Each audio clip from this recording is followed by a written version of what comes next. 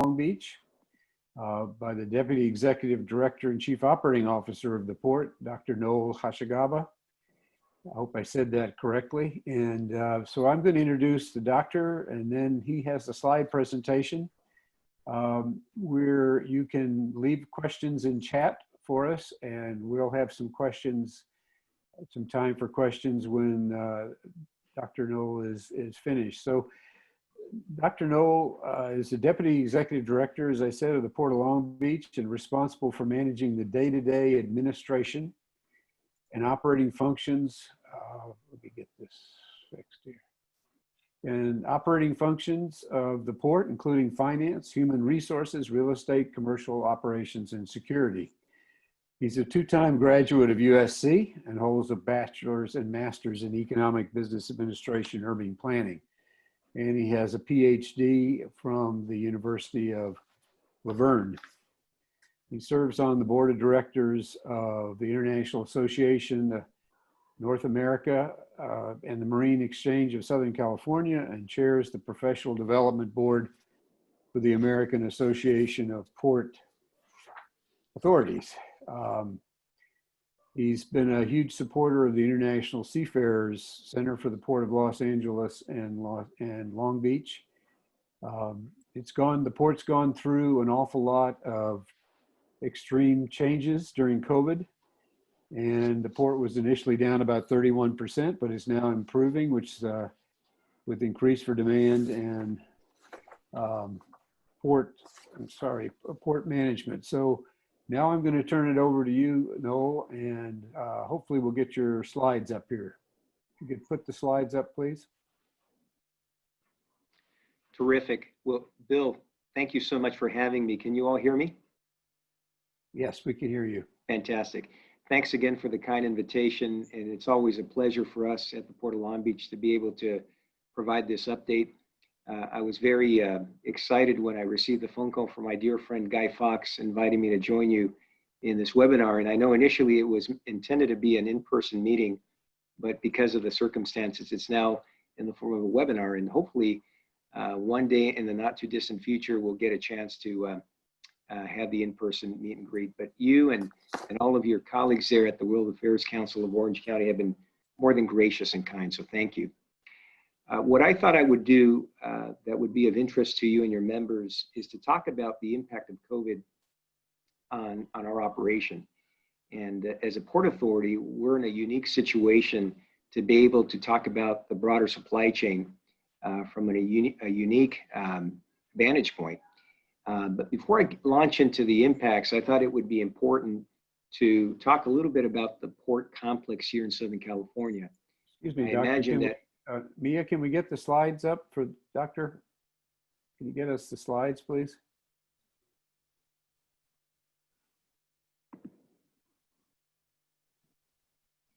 Hold on just a second. We'll get the slides. Sure.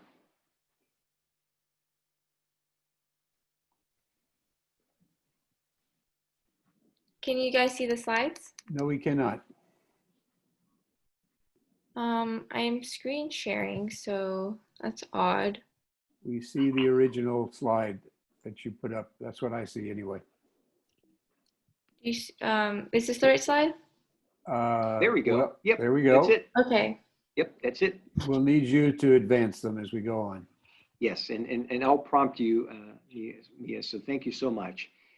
So let me start off by telling you a little bit about our complex. I imagine that most of you are familiar with our port complex, given your involvement and your engagement in world affairs and trade generally.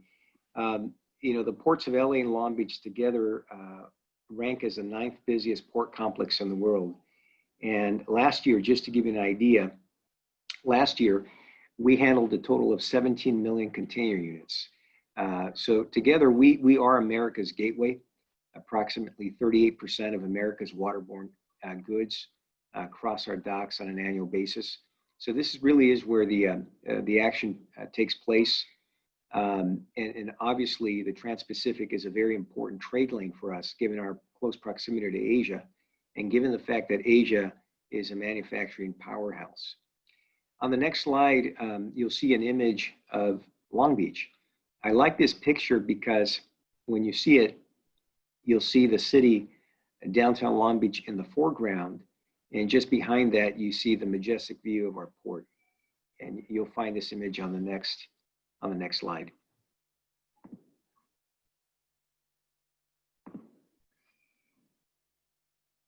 There we go.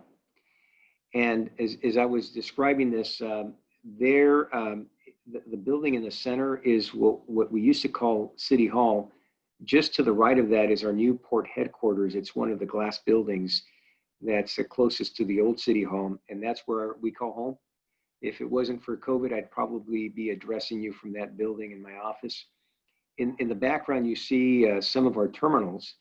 We have a total of 22 terminals. 6 of them are container terminals. And last year, we generated operating revenues to the tune of $400 million. One of the reasons why I show this picture as well is because for the city, for the region and the nation, the port complex in Southern California is a major economic engine. In fact, in the city of Long Beach alone, about 50,000 jobs are generated by port activity.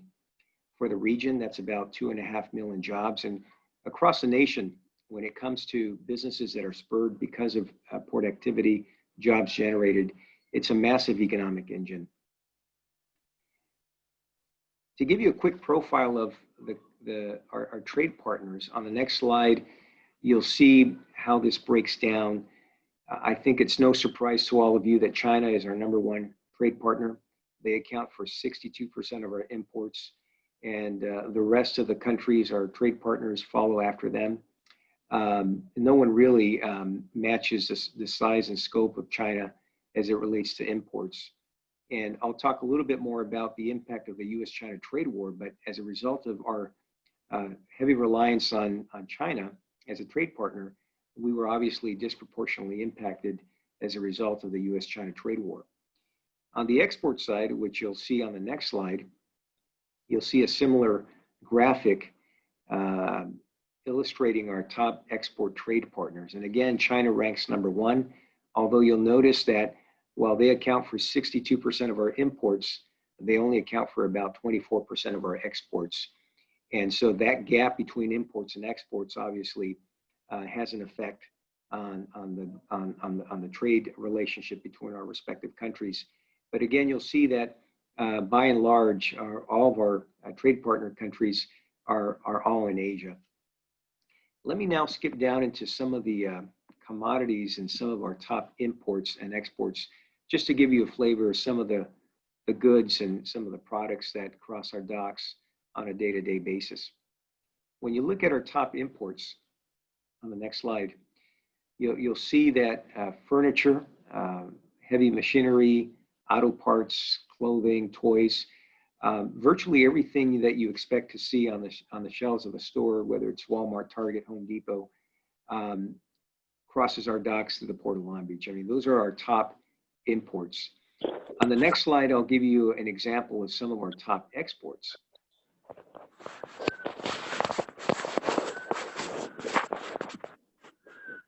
And here you'll see that products like waste paper, agricultural products like seed and grains, metals, plastics. And the way I like to describe it is that we export a lot of raw materials that are used overseas to fabricate and manufacture products that are finished, and they return to us in the form of imports. So while we do export some agricultural products, a lot of what we export overseas is in the form of raw materials. That gives you high-level, big picture, some of the commodities that we handle on a day-to-day basis.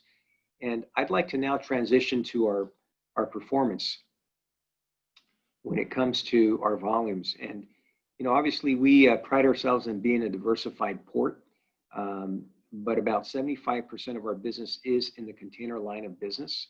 So I'm going to focus a lot of my presentation on that. Certainly, when we get to the Q&A section, happy to entertain questions about some of our other lines of business.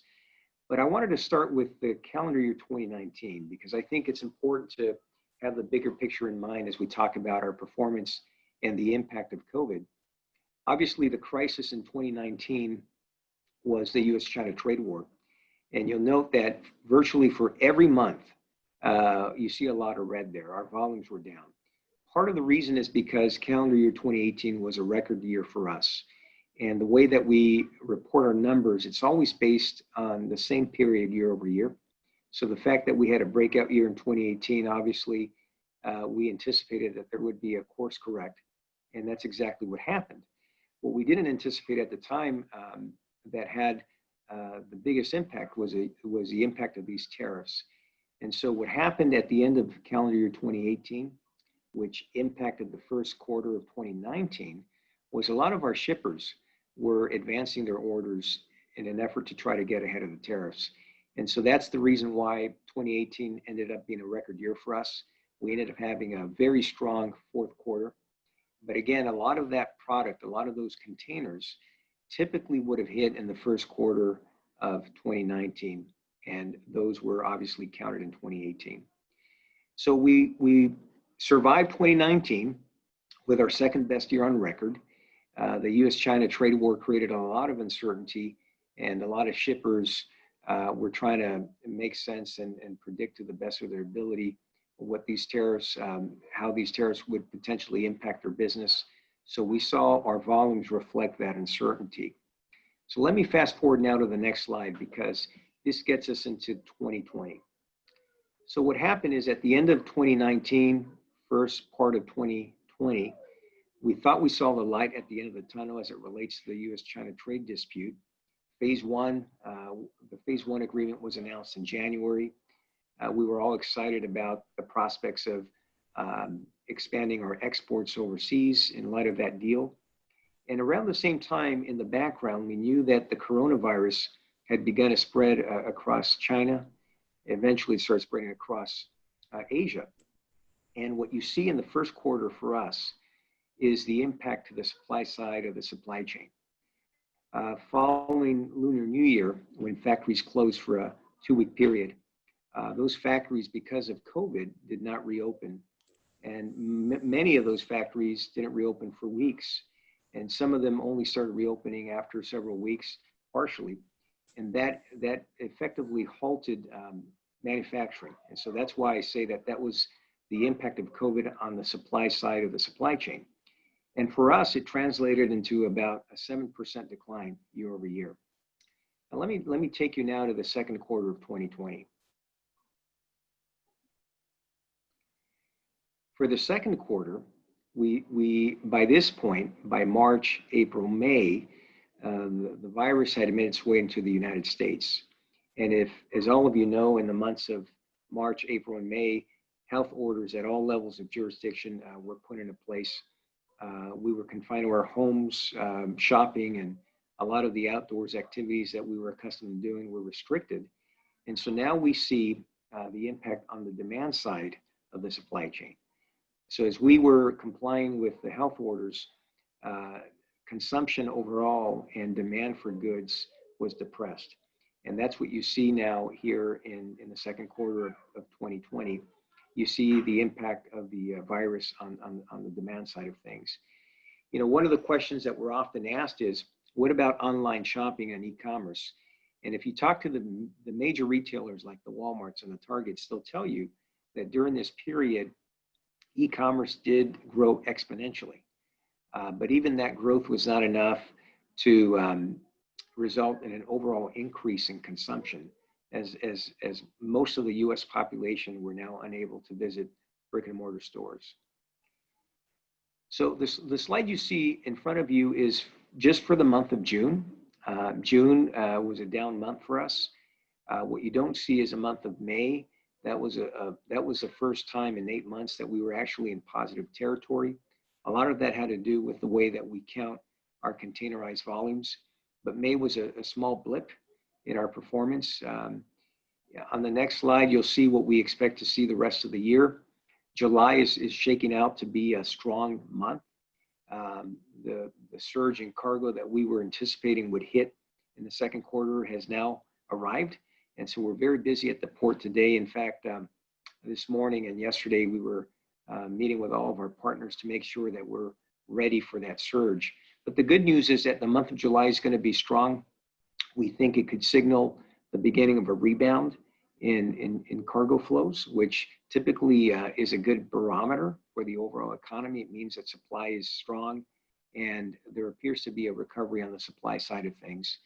For the calendar year, at the Port of Long Beach, we expect to end the year flat year over year. Considering the circumstances, we think that's a pretty good way to end the year. This certainly has been a very historic year in many ways. I'll be honest with you, when I saw that the Kansas City Chiefs were going to the Super Bowl and they eventually won the Super Bowl, I thought then it was going to be a historic year. Little did I know that history was going to be made by this virus. Let me continue with the presentation by taking you to the next slide. Obviously, our performance and the overall health of trade is going to be dependent largely on the overall economy. And there's been a lot of mixed indicators as it relates to the U.S. economy. When you look at all the key indicators, whether it's the GDP growth, unemployment, the interest rates, it's interesting how the stock market has diverged almost entirely from the U.S. economy. There's been a lot of activity in the stock market, which it has not necessarily been aligned with the overall U.S. economy. But as you can see from the economic indicators, unemployment is still relatively high. On the next slide, you'll see the patterns in unemployment. You'll see unemployment spike from 4.4 in May to 14.7% in March to 14.7% in April. But what's interesting about that is that you've since seen a decline for the months of May and June. So it appears that the unemployment rate is slowly coming down. It remains to be seen what's going to happen in the month of July, given that many states around the country are reversing course on some of their health orders. But again, it's been an interesting roller coaster ride to see how these indicators are reflecting some of the impacts that we're seeing on the ground. The other metric that we measure with great regularity is what we call the business inventory to sales ratio. And on the next slide, you'll see a chart that is produced by the U.S. Census Bureau. What this tries to capture is the pace at which inventories are turned into transactions. From a retailer standpoint, a shipper, they'd like to see their inventory levels turn into transactions as quickly as possible, right? And what you see here on this chart is over this COVID period, you've seen inventory levels skyrocket. The two main factors are obviously people aren't buying as many things, so inventories are piling up at the warehouses, distribution centers. But the other part of the story is e-commerce. And the way that e-commerce works is that in order to make it effective and make it profitable for these retailers, you have to position the product closer to the end consumer. And so what a lot of retailers are doing is they're storing more of their inventory and positioning it closer to the end consumer. So you'll see here in the months of April and May, that spike. The last time it was that high was during the Great Recession. And the story then, of course, was that during the Great Recession, not a lot of consumption was taking place. But again, this is telling about the impact that e-commerce and online shopping is having on the supply chain. That's why on the next slide, I could not talk about global trade and supply chain without mentioning this little company that when I was in college, sold used books and CDs. And as all of you know, Amazon has really evolved to be a mega business. And you'll notice that Amazon is often considered and called a disruptor. And certainly it's disrupted, right? It's disrupted the way that the supply chain works. It's disrupted the supply chain in the form of expectations by consumers and customers. Amazon Prime and the ability to deliver items in rapid speed and velocity, it has completely upended the supply chain. I say that because along the way, there have been other factors and other disruptors, so to speak, that have affected the way that we do our business at the ports and that have had ripple effects across the whole supply chain. I'll give you another example on the next slide. you'll notice the evolution of ships. For those of you who have not had the opportunity to visit a port, I highly encourage you to visit a port because it's hard to describe the massive scale and size of a port complex until you're there and you see it up close.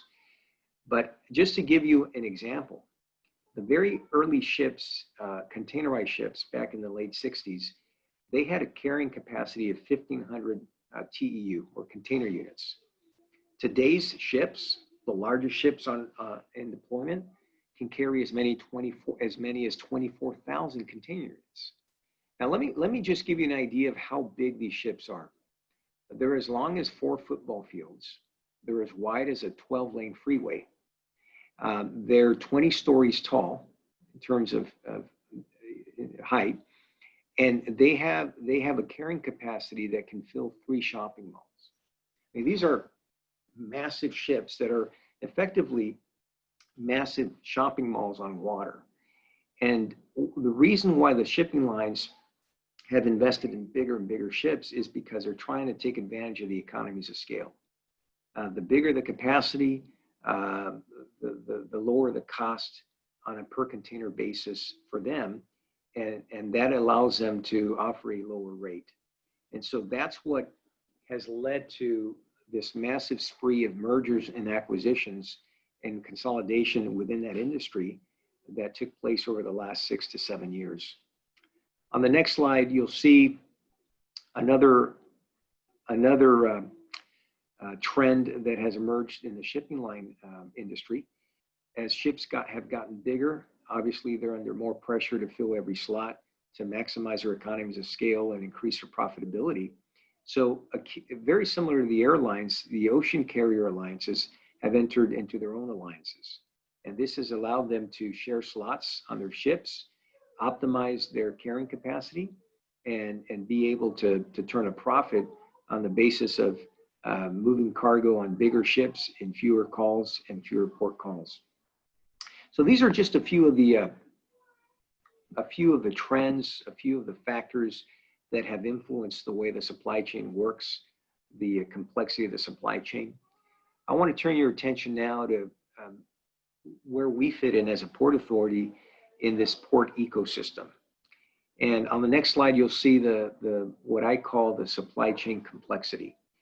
When we think about global trade and commerce, we often think about the container, and we're following the container from origin to destination.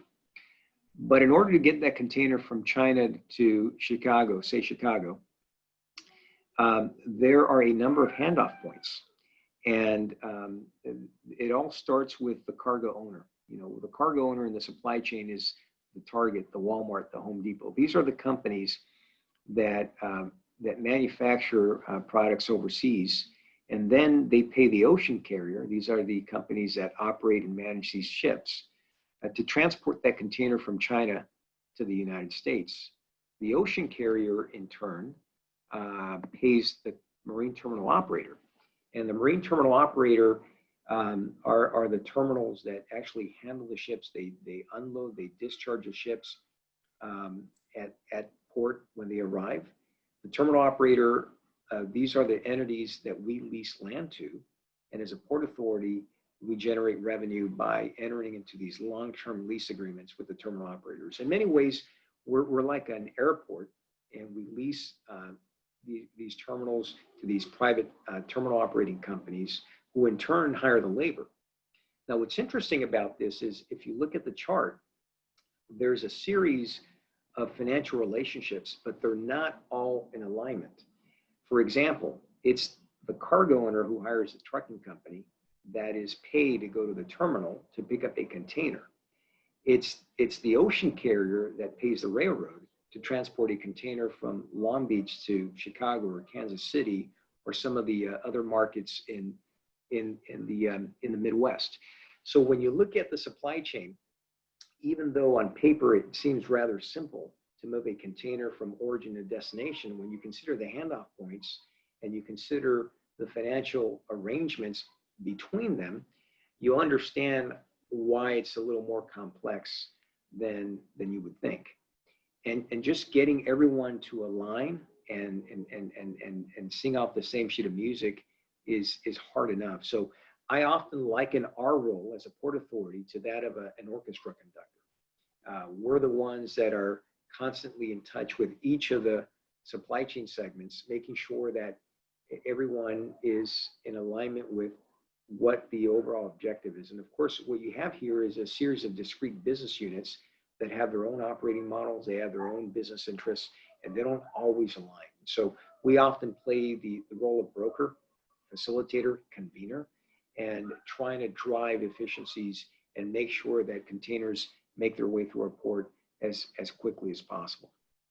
So on the next slide, I'll just spend a few seconds telling you about some of the things that we're doing as a port authority to drive efficiencies, improve the market.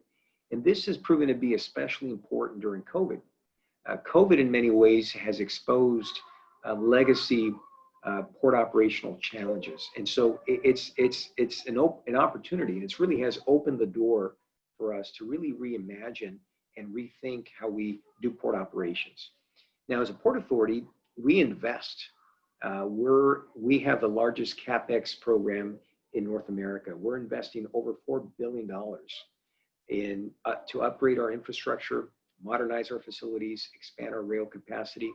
And it's all in an effort to move us into the future, get ahead of the curve, if you will, and make us more competitive. But we know that investing in infrastructure alone is not enough. And so over the last several years, we've made a concerted effort, and we continue to do so, to upgrade the way that we run operations, to make sure that containers that move through our port make their way through our complex as quickly, reliably, and safely as possible.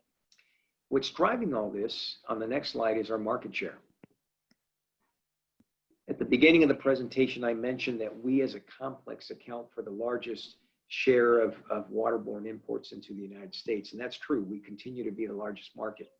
But over the years, we have lost market share. Today, because of the opening of the Panama Canal, the widening of the Panama Canal, because of investments in other gateways across the country, in the Northeast, in the Southeast, for example, because of investments north of us in Canada and south of us in Mexico, there are a lot more options today for ports than there were 20, 30, 40 years ago. And so one of our objectives, our key objective, I should say, our top objective, is to regain that market share, recover that market share erosion, reverse the trend, and get more of that cargo to come back to Southern California. And so this has become even more important, again, because of the COVID situation. I'll walk you through some of the things that we have been doing in recent months and we will continue to do in order to recapture that market share, even in light of COVID. So on the next slide, I'll walk you through this Business Recovery Task Force. This is a task force internal to the Port of Long Beach. I have the pleasure of leading this team. It's a multi-divisional team. Several of the team members are actually on this webinar now, and they're the ones who day in and day out are gathering and reporting critical business information, sharing that, disseminating that to our partners. It's about anticipating operational issues before they happen so that we're in the best position to address issues as they come up. It's about engaging our supply chain partners, making sure everybody's stepping up, everyone's doing their part. And especially in the months of March and April, when COVID-19 and medical PPE and COVID-19 related medical supplies were in high demand, we worked with our partners to prioritize and expedite the movement of containers carrying these medical supplies. And then, of course, advocating for ports and goods movement. When California, the County of Los Angeles, the City of Long Beach, when each of these jurisdictional governments started implementing these health orders, it was critical for us to ensure that port operations were not impacted. And so port operations, goods movement, and every segment in the supply chain were exempted from those orders, allowing the port to continue without disruption. So to date, we've been very fortunate that port operations have continued even in the face of some of these health orders restricting activity. So in order to achieve all of these objectives, I want to walk you very quickly through all the activities that we've undertaken in an effort to help our port complex and keep the economy moving by virtue of keeping the goods movement industry moving.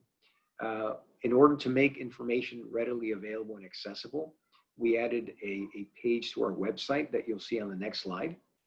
And here you'll find all COVID-19 related information, everything from health orders to operational issues to news updates, all in an effort to keep everyone informed and updated with the latest information. On the next slide, you'll see some of the data points that are available there, and feel free to visit our site. And if, of course, if you have any questions about what you see there, clarification, happy to answer those. But you'll see there everything from gate hours so that our trucking partners know when the terminals are going to be open, how many containers are at the port, how many are on their way, what their carrying capacity is. So all the information that our partners need to access the port and be successful in their part of the supply chain, all that information is available. Another critical piece that became very important are what we call blank sailings. And on the next slide, you'll see a table that summarizes a blank sailing. Now, in the industry, a blank sailing is effectively a shipping line service that it's a vessel call that was scheduled but has since been canceled due to shifting market conditions. And you'll notice there on the table that in the first quarter, we had 60 blank sailings. That's when the virus was impacting the supply side of the supply chain. In the second quarter, we had 44 blank sailings, and that's when the virus was impacting the demand side of the supply chain. All in all, for the first half of this year, we sustained 104 blank sailings. That's a lot of ships that didn't come. That's a lot of cargo that didn't make its way here. And that's the reason why you start seeing the hit to the US economy when you see that impact to our business. And just to put this in a context for you, in the first quarter, those 60 blank sailings, that's roughly twice the number that we saw in the first quarter of 2019. The 44 blank sailings you see in the second quarter of this year, that's roughly 4 times the number we saw in the second quarter of 2019. So massive cancellations, a lot of volume that didn't make its way to Southern California. Now, in the third quarter, we're down to 8. And if you were to look at this chart 5-6 weeks ago, that number 8 was much higher. But because of the rebound and because demand is slowly building up again, and we're on the rebound, that number is now down to 8. And as I said a moment ago, July is going to be strong for us. And we think that if the momentum sticks, the rest of the year is going to look decent compared to what we saw in the first and second quarters. I'm going to transition next to the next slide. And again, just to walk you very quickly through some of the metrics that we consider important that we track on a day-to-day basis. Here's a chart showing dwell time. This is the average number of days a container sits in a port terminal yard. And obviously from our standpoint, we want that container to spend as little time as possible in the port. We want that container to cross the terminal, to make its way to the distribution center or the warehouse, to the store shelf eventually, and cross that cash register, because that's what keeps the economy moving. And as you'll see here, that the average dwell time has been about 2.5 days, which is not bad considering where we were. Of course, this obviously influenced by low volumes. On the next slide, you'll see another metric. We also measure the average number of minutes it takes a truck to enter a container terminal, pick up its load and evacuate that load from the terminal. We track that. You see the ebbs and flows. Obviously, these ebbs and flows are generated by the capacity of a ship, the number of containers aboard that ship, when those appointments for those truck visits are made. So there are a lot of factors that contribute to that, but we're constantly measuring performance all in an effort to assess what's happening on the ground and engage with our partners to troubleshoot and make sure that any choke points are resolved as quickly as possible. And then finally, as it relates to metrics, let me point out one other piece of equipment that today is our number one challenge, and that's chassis. Now, chassis are those frames, those trailers that are pulled by trucks on which sit the containers. And believe it or not, when we don't have enough chassis in circulation, that has the potential to slow down the supply chain. That happened 5 years ago in 2014, 2015. The surge that recently emerged here in the month of July is beginning to put pressure on the ability of these chassis to make that system of chassis effective. So this is something we're definitely tracking. You'll see on the next slide some of the key metrics we look at as it relates to chassis. Everything from how many days a chassis sits in a terminal, that's terminal dwell. Street dwell is how many days on average a chassis is out on the street, either carrying a container or it's parked somewhere. And then finally, out of service percentage. That's the overall percentage of chassis that are out of service. And obviously from our standpoint, we want to keep terminal dwell, street dwell as low as possible because it means that the chassis are circulating. And we want to see that out of service percentage as low as possible because it means that we have more assets available. You've probably heard more about chassis just in the last 2 minutes than you ever have. But believe me, when I say that chassis are a vital piece of equipment in the supply chain, they really are, as is every segment of the supply chain. Now, let me transition now to another activity that we've undertaken in the face of COVID and how this task force is managing this. You know, anticipating and addressing operational issues. If we know in advance what's going to happen, what's coming our way, what these potential choke points are, it puts us in the best position to be able to prepare, to plan, and to respond to issues as they emerge. On the next slide, I've outlined for you some of these just to give you a flavor for what we deal with on a day-to-day basis. You heard me talk about the exponential growth in blank sailings. This triggered less volume that is coming on bigger ships in fewer calls. So every time one of these ships calls one of our terminals, it creates a peak, right? So every time we have a ship call, it generates a peak. And so this creates stress.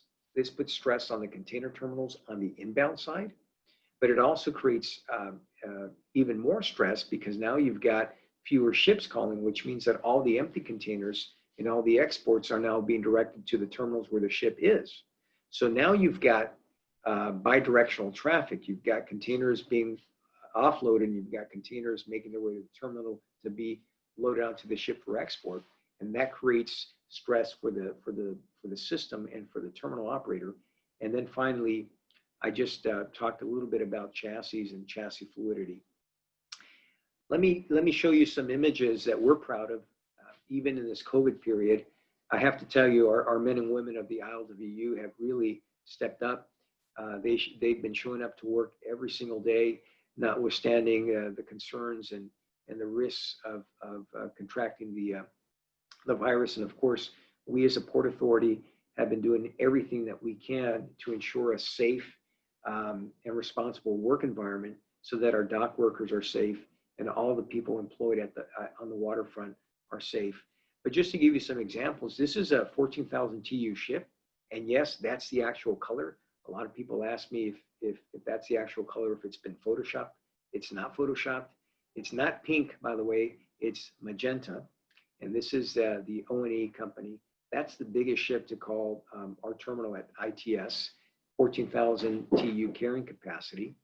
On the next slide, you'll see, on the next couple of slides, you'll see a series of MSC ships. MSC is a Geneva-based shipping line company. They happen to be our largest customer by volume. And here's one of their 19,000 TEU ships calling our terminal at Pier T. Again, massive ship, 19,000 TEU. The next slide is an even larger ship, also an MSC ship, 23,000 TEU. That's the largest ship ever to call a North American port and one of the largest ships in the world today. Again, massive ships. But on the next slide, you'll see an example of what I mean when I say that even in the face of COVID, we have stepped up. We have kept the port open. We have kept working. Our dock workers have showed up. They're showing up to work each and every day. You'll see that in the month of May, we set a new record for North America. On this single ship call, there were 30,000 plus TEU that were handled in less than 5 days. This is staggering. I mean, it goes to show you what can happen when everybody comes together. We collaborate, we coordinate, we talk. and we put our heads together to make the supply chain really work. And for us, this is a source of pride because, again, at a time when we're in crisis mode, our men and women are stepping up to do their part, and they're doing it very, very well. Let me transition now to the next piece, objective of this recovery task force in the face of COVID, this new normal. So as you can imagine, we're constantly in communication with our supply chain partners, our business development, port operations, I mean, everyone across the organization on a day-to-day basis, in constant touch with everybody. And on the next slide, you'll see some of the folks that we're talking to. Everyone from the terminals to the ILWU, the trucking companies, railroads, chassis providers. And just to give you an example, yesterday I was talking to some trucking companies, this morning to some chassis leasing providers. This evening I'll be talking to ILWU. I mean, we're in constant communication with all of our supply chain partners to make sure that everyone has the same information and we're all working out the same sheet of music. COVID obviously presented new challenges, introduced new needs as it relates to PPE and COVID-19 related supplies. There was a time where many of our customers came to us and asked for our support to expedite containers carrying PPE. And on the next slide, you'll see a table showing just how many of these containers were prioritized and expedited. And if you go on to the next slide, you'll see that table that I'm referring to. You'll see that in about a 4-week span, there were 824 containers that were prioritized and expedited for delivery. These shipments were going to hospitals, they were going to nursing homes, and they were going to places where this PPE was desperately needed. I say this because it illustrates what we can do and what we can accomplish together when we put our heads together. We agree that we have to prioritize something. And so my question is, if we could do this for PPE related supplies and containers, we can certainly do that for all containers. And that's our vision. It's all about operational excellence. It's all about continuous improvement. We're looking for ways to move the needle and constantly look for ways to improve operations. On the PPE side, just for your information, obviously we did our part to donate PPE to all of our partners. We were fortunate to get donations from several of our customers and partners. In turn, we turned around and we donated the bulk of those supplies to our workers on the waterfront, to our trucking company partners, our port pilots, law enforcement. So we certainly did our part to ensure that PPE made its way to those who desperately needed it. And then just to wrap things up here as it relates to the task force, on the advocacy side, as a public entity, we're also in a unique position to be able to help shape policy, advocate for funding. And even as Congress was considering the first round of relief, we were at the table. We were making sure that our legislators and policymakers were aware of the needs of ports and supply chain. And not to belabor the point, but on this next slide, you'll see just some of the activities. Actually, it's the next slide. I'm sorry, a couple more slides down the line. You'll see some of the activities on the advocacy front, what we're advocating for, what we're applying, and we're engaging. And you'll see that actually on the next slide, but not to dwell on that. But you'll see on the next slide some of the activities, some of the committees in Congress, some of the legislation, some of the bills that we're constantly trying to influence. And of course, long story short, we advocate for favorable trade policies. We advocate for more funding for port projects that support the supply chain and anything that improves the overall experience of having a container make its way from origin to destination. And then I'd like to switch gears now. In fact, I'm going to skip a few slides if you don't mind. Let's come down to the slide that says jobs are changing. I don't think it's any surprise or anything new to all of you that jobs literally are changing, whether it's the disruption brought in by companies like Amazon, whether it's the advancements in technology, businesses trying to optimize their operations, all jobs are changing. And I have a feeling that that in many ways, COVID is going to accelerate some of these trends that were already in motion before the virus and this pandemic hit. Telecommuting, remote working, online access, a lot of things that we were used to doing in person are now being shifted to virtual environments. And that will inevitably affect jobs. At the same time, on the next slide, the workforce is changing. I was reading an article recently that we have at least 5 different generations all working in the same workplace at the same time.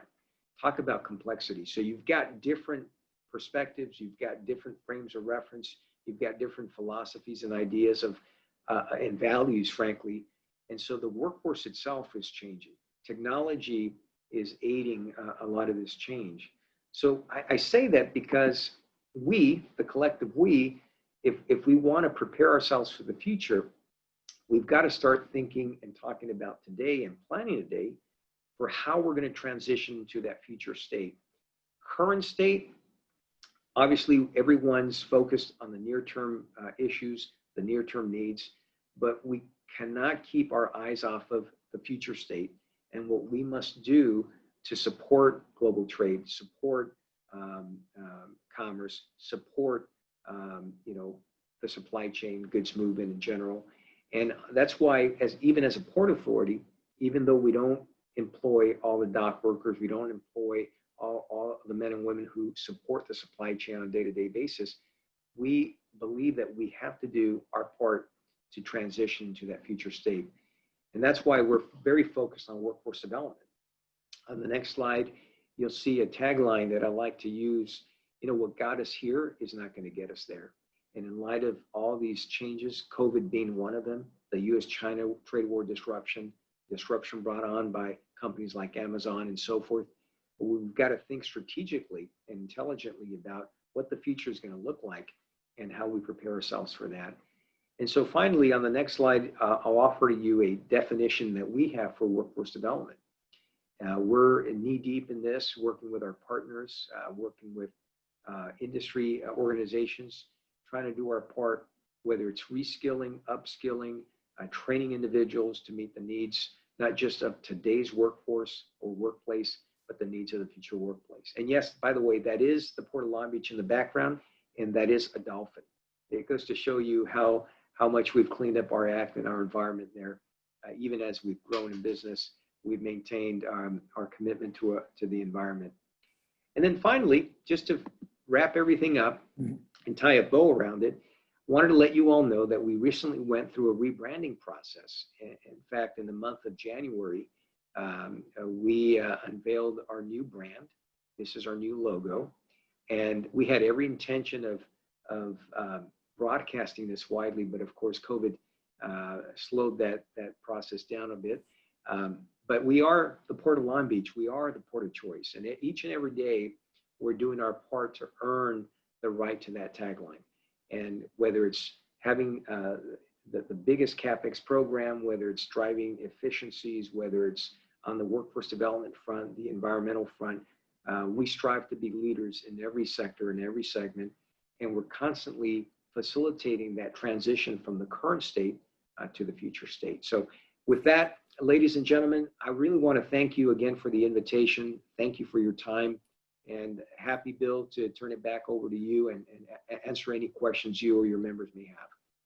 Well, thank you very much for that very detailed discussion, Noel. I think we need to go one more slide, Mia. I think to get to the there we go, the new logo. Okay. Actually, Guy is here, and we're going to get him on board. But before I introduce my mentor of many years, Guy Fox, I wanted to mention that several months ago, I took a formal tour of the Port of Long Beach, and I was astounded at the size and the magnitude and the technology. But one thing that was just unbelievably stunning was what you've done environmentally over the last few years. I don't think anybody has any concept of what you've done. Why don't you explain where you were and where the port is now, so it has dolphins coming into it? Thank you for your question, Bill. We're very proud to be literally the world's first green port.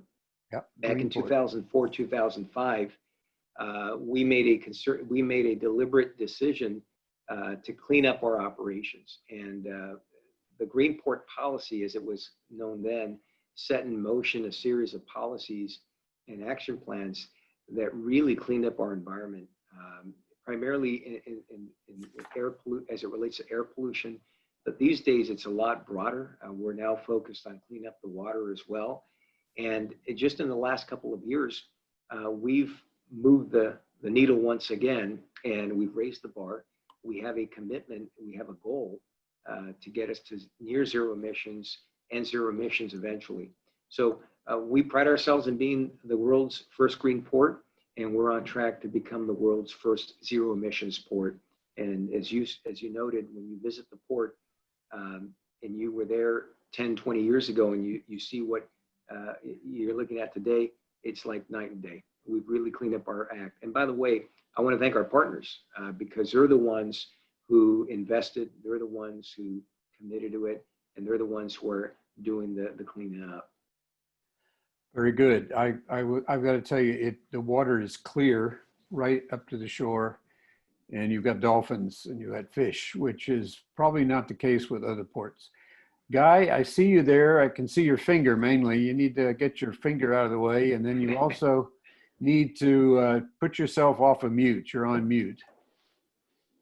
You're on mute. So if you could get off mute and so we could see you. I'm going to introduce now the person that was supposed to be the moderator, Mr. Guy Fox, if we can get him back again.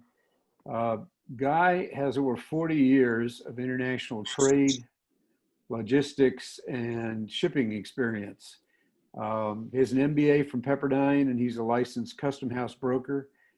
He's currently the chairman of the board of the International Seafarers Center at the ports of Los Angeles and Long Beach. And he's the chairman emeritus of the District Export Council of Southern California, which I happen to be honored to be a member of also. Guy, can you hear us?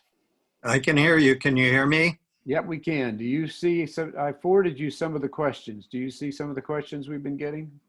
No, I haven't seen those, but okay. Well, I'll tell you what, I'll throw some of the questions up and then you and Noel can go from there. One question is, does the Port of Long Beach have room to grow, or is it constrained? Yeah, first of all, Guy, it's good to hear your voice. Guy, as I said at the beginning, is a dear friend. Thank you, Guy, for the invitation. The short answer is yes, Bill. There is room to grow. The $4.5 billion capital program that I mentioned earlier, that's all about getting us to a point where we can be ready for the growth that we anticipate in the future. We have we're down to one large site that will be available for use in the next couple of years. It's about 160 acres, and that'll probably be the last big site that we'll have to plan for in the years ahead. But again, I mean, right now we're at about 8 million TEU. If we were to maximize our footprint and maximize our capacity, we can certainly grow that exponentially in the years ahead. What's the impact been of the recent expansion of the Panama Canal on your port? Great question. We have seen some market share erosion. We believe that that's one of the factors. Certainly the growth on the East Coast, principally New York, New Jersey, has been aided by the expansion of the widening of the canal as bigger ships can transit through the canal, thereby bypassing the West Coast. We think it has something to do with that, some of that market share erosion. We haven't seen a wholesale diversion as a result of the canal primarily. We have also seen activity pick up through the Suez Canal, which has no physical constraints. And then, as I mentioned earlier, because of the investments north of us in Canadian ports, we have seen some activity grow there. So all in all, when you put it all together, that's what has led to some of that market share erosion. And again, Panama Canal has had some influence in that. I wouldn't say it's the primary factor, but it's certainly a factor. So collectively, between the Port of Los Angeles, Port of Long Beach, and then I guess we can also call it the Port of LAX.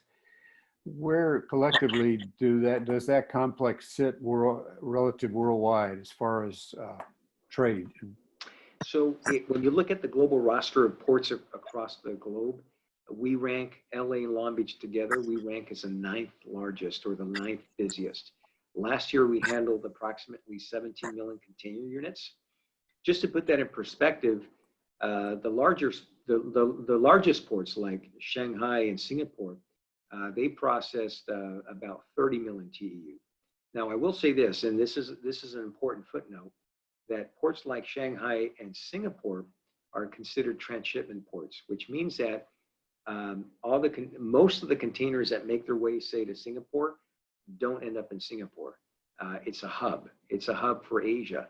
And so a lot of those containers are counted more than once because they're counted when they arrive and they're also counted when they leave. So that helps to explain some of the delta between the numbers that they process on an annual basis and the numbers that we process. Virtually every container that makes their way into Southern California ends up here. We have very, very little transshipment. Bill, you know, I back here, if I may. Can you hear me? We certainly can, Guy. Over to you. Well, we consider, of course, the Port of Long Beach as the business port because they've done everything to connect with business in Southern California.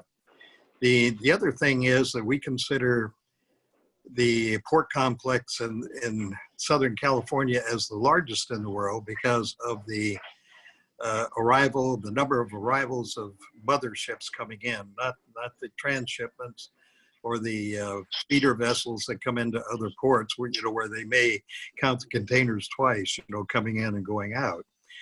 And so when you look at the port complex of ports of Long Beach and Los Angeles, it's the largest in the United States. And it really has an economical impact on everything that we do. You know, of course, it always helps us with our economic curves because it's the supply and demand. And I think international trade is really the big barometer for our economic supply and demand curves. And I think that's very important for people to understand, you know, that international trade is the way to go. And of course, you have to have the ports with all their activity and being able to support jobs and doing things for the international trade community. That's a very important factor. Okay, we got a couple more questions here. How many people are impacted by the port? I know they're not all employees, but you know, when you count everything in, how many people are impacted in the region? That's a great question. I mean, the Port Authority itself, the Port of Long Beach, also known as the Harbor Department of the City of Long Beach, we employ about 550 people. But when you start adding the dock workers, the terminal operators, the railroad staff, the truck drivers, when you start adding all the individuals, the men and women who support port activity, you're talking about 20,000 people. So we estimate that approximately 20,000 people on any given day are on the waterfront. They're at the port, helping to move the supply chain. And by helping to move the supply chain, they're keeping the economy in motion. Here's one I'm going to paraphrase. Who pays the custom duties on the imports coming here, and how are they handled? Does the port deal with that, or is that done automatically through one of the government agencies and you don't have to worry about it? Yeah, we as a Port Authority are not involved in that process. All those custom duties are obviously handled by customs, and that's the agency. They have offices right there at the port, and they're the agency, the federal agency that oversees that entire process. But we as the Port Authority, as a Port of Long Beach, are not directly engaged in that. Yeah, what happens there, let me interject. Normally, the importers will have a licensed customs broker to do the customs entry work. And they'll present the entries to U.S. Customs, and they'll compute the duties according to the tariff schedule of the United States, and they'll submit the duties to U.S. Customs with the customs entry. And then the importer is the one that pays the duties, not anybody else, but the importer. And they include that in their landed costs when they pass it on to the consumer. Thank you. Here's one. It says, because of the larger ships you mentioned that are carrying more containers, TEUs, has that reduced the number of ships coming into the port each year, or the number of ships continuing to grow? Absolutely. So as ships have gotten bigger in size, obviously their carrying capacity has grown. And as a result of that, the ocean carriers who operate and manage these ships, in an effort to maximize their economies of scale, keep their costs down, they've also consolidated their ship calls. So just to give you an example, Bill, over the last, I would say 5 years, we've seen a reduction in ship calls to the tune of 40%. So Ooh. we have seen a drastic decline in the overall number of ship calls. And that speaks to the point about competitiveness, right? You've got fewer ship calls, and that's the reason why we're constantly doing our part to live up to our tagline of the port of choice and earn our tagline, earn our reputation, and attract that cargo to our complex. What impact has e-commerce had on the port? If you can track that I would say that e-commerce each year is growing, and COVID in many ways has accelerated the growth in the shift from brick and mortar to e-commerce. What we've noticed and what we've observed is that e-commerce fulfillment has different requirements for the supply chain and for the logistics supply chain. And by that, I mean that in order for e-commerce to be successful and for these companies to meet the consumer's demand, they need to position the product closer to the consumer. And so what that requires is more inventory and a wider distribution of distribution centers and warehouses, right? So what it does is that it doesn't necessarily generate more cargo, but it spreads it out. And the advantage we have here in Southern California, as Guy said, the reason why we're considered the port gateway in America is because just within 75 miles of our port, we have 2 billion square feet of warehouse and distribution center space. No other gateway has that. And by the way, the vacancy rate for all that real estate is close to 2 to 3%. So it's fully subscribed. And then we also have unparalleled rail access. We've got the 2 Class 1 railroads that help us move 66% of all our containers to inland markets like Kansas City, Chicago, and other Midwest destinations. So that really is our competitive advantage.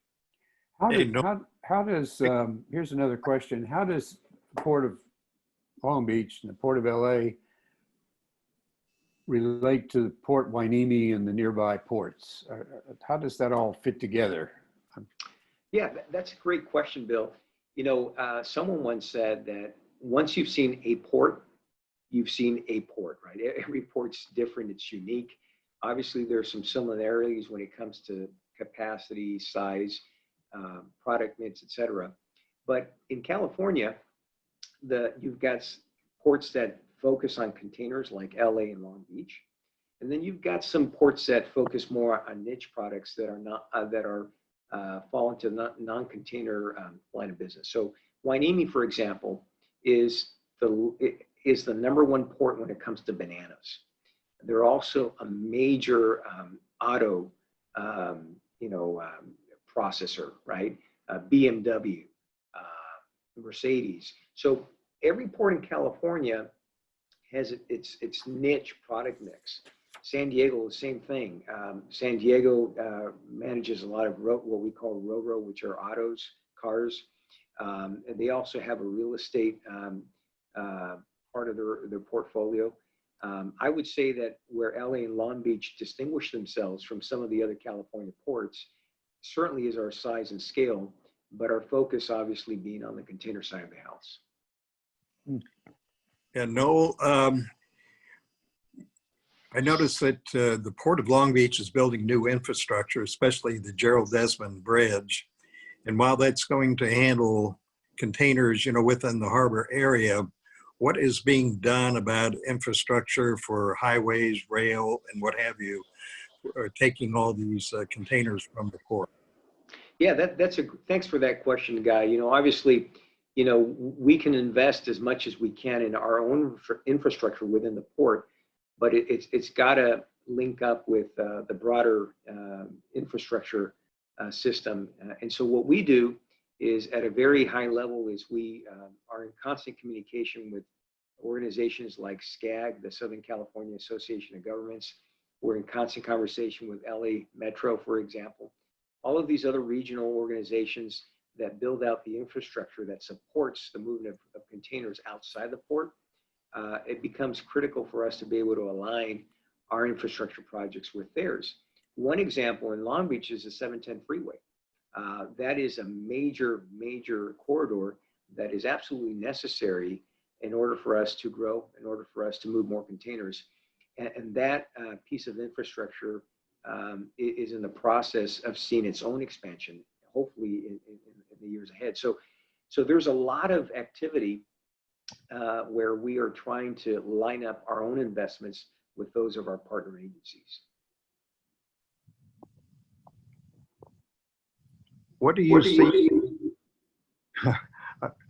What do you see as far as the peak season for 2020 is concerned? Because, at the beginning of this year, business in the ports was down about 31%. And it's been growing, and there's been some optimism from companies that their business is starting to pick up now. So how do you see the peak season for 2020 versus 2019?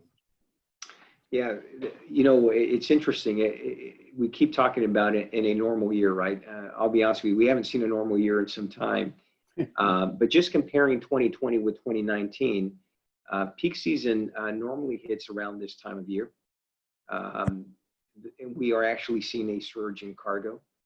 We think that the rest of the year is going to look a lot better than the first half of this year. It remains to be seen. It all depends on demand. It depends on the overall economy.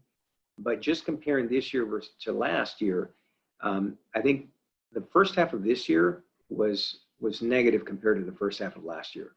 But I think in the second half of 2020, you're going to see a rebound. You're going to see growth, and you're going to see a stronger push that we believe, Guy, is going to land us for the calendar year flat year over year, which, considering the circumstances, the 1-2 punch of the U.S.-China trade war immediately followed by the pandemic. I mean, considering all those factors and all these impacts, I think it's not bad. So the port is actually a leading indicator of what's coming. Absolutely. Yeah, what's coming. Not so much what's here now, but what's coming. Absolutely. We see all the holiday, Christmas presents. We see them in July. That was what I was going to ask you that question. When do the Christmas presents arrive? It's July. Okay. Yeah, we start seeing them in July, August, and long before they hit the shelves and they make their way under the Christmas tree. Well, usually, you have the back to school thing, but since we aren't going back to school, how is that going to impact this? Well, I think there's going to be a lot of backpacks on clearance, Guy. So it'd be an opportunity to get our supply of backpacks. Nora, are you on? Are you on, Nora? Are you on with your voice? Yes, I am. Can you hear me? I think we've had just an incredibly informative presentation about a major thing that we all know is there, but we didn't really know what it was. And I'm just really thankful to you, Noel and Guy, for your contribution when we could get you in, for taking your time today. And I'm going to turn it over now to our chair of the World Affairs Council of Orange County, Nora Venezuela. Thank you very much, Bill.